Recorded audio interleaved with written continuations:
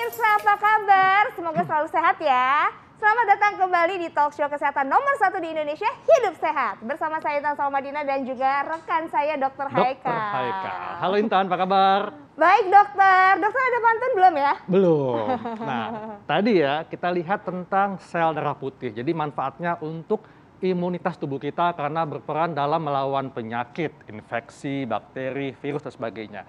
Tapi selain darah putih ada juga nih yang lain. Darah apa dok? Darah muda. Oh, darah muda. Nah itu dia tuh. Nah, tapi kita nggak akan bahas darah muda nih ya, itu lain segmennya. Karena kita akan membahas darah tinggi, Intan. Oh. Nah, bagaimana cara mencegahnya dan bagaimana mengatasinya? Nah, sebelum kita ngebahasnya, kita lihat dulu tayangan berikut ini.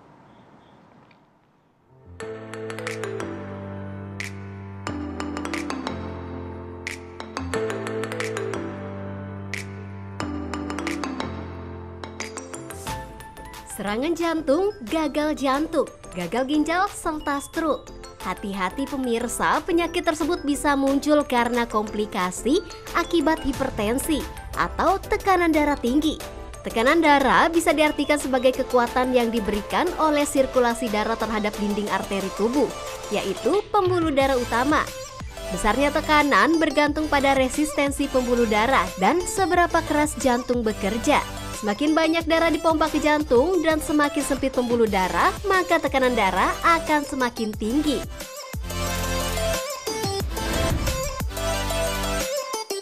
Menurut data Organisasi Kesehatan Dunia atau WHO tahun 2015, sekitar 1,13 miliar orang di dunia menyandang hipertensi.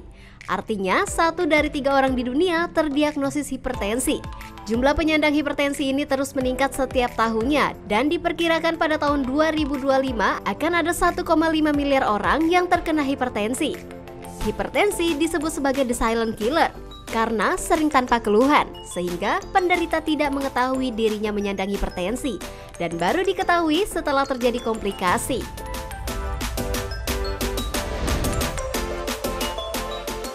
Pola hidup sehat dianggap solusi untuk menurunkan risiko berbagai macam penyakit.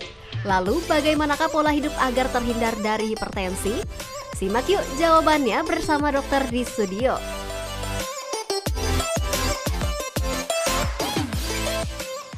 Nah, itu tadi ya, hipertensi bisa berdampak ke semua tubuh kita dan komplikasinya gagal jantung akibat hipertensi. Tapi kalau gagal cinta diakibatkan oleh darah muda. Itu biasanya dok ya? Betul. Nah ini seru banget ya, karena kita sudah kedatangan Dr. Pringgo Dikdo, spesialis penyakit dalam. Halo dok, apa kabar? Halo, baik, kabar baik. Pagi dokter. Iya. Sehat Dok, ya dok? Ya. Kita mau ngebahas tentang bagaimana cara menghindari dan mengatasi hipertensi dok.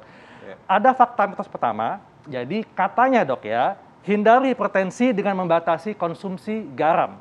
Nah, ini fakta atau mitos, dok? Ya, itu fakta ya. Fakta. Ya. Fakta.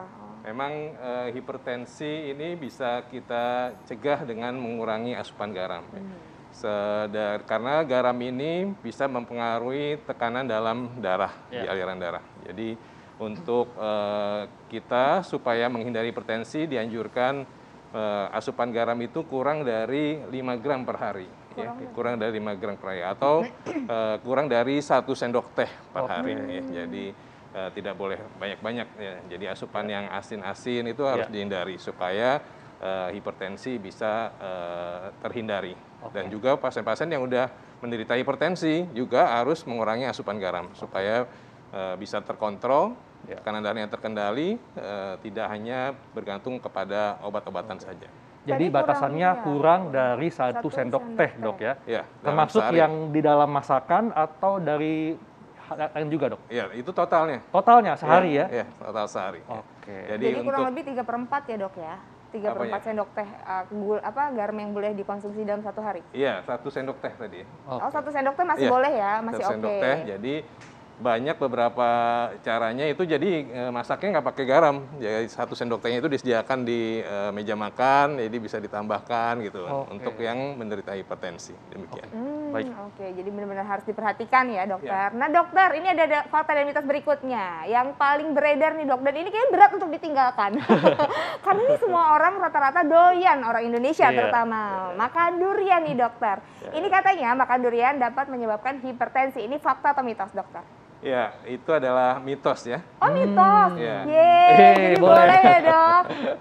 Ya, untuk hipertensi itu mitos ya, karena dia nggak mengandung zat-zat yang bisa meningkatkan tekanan darah dalam tubuh ya. Tadi kan kita sebut garam ya, jadi di durian nggak ada garam ya, tidak terasa asin ya. Memang di durian itu banyak mengandung gula ya, kalori, jadi harus berbahaya bagi pasien-pasien yang menderita diabetes ya.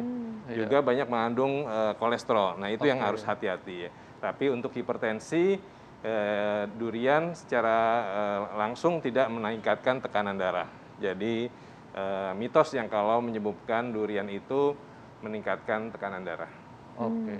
Kecuali kalau makan duriannya dicocol garam dok ya. Enak. Ya. Ya dok, ini kan sudah cukup lama happening dok ya. Bahwa sekarang itu sudah cukup banyak kopi-kopi kekinian. Dan penggemarnya juga anak-anak nih dok. Nah, ada yang mengatakan dok ya, kalau konsumsi kopi dapat menyebabkan hipertensi. Tapi jangan dijawab dulu dok, karena kita akan bahas sesaat lagi, tetap di Hidup Sehat.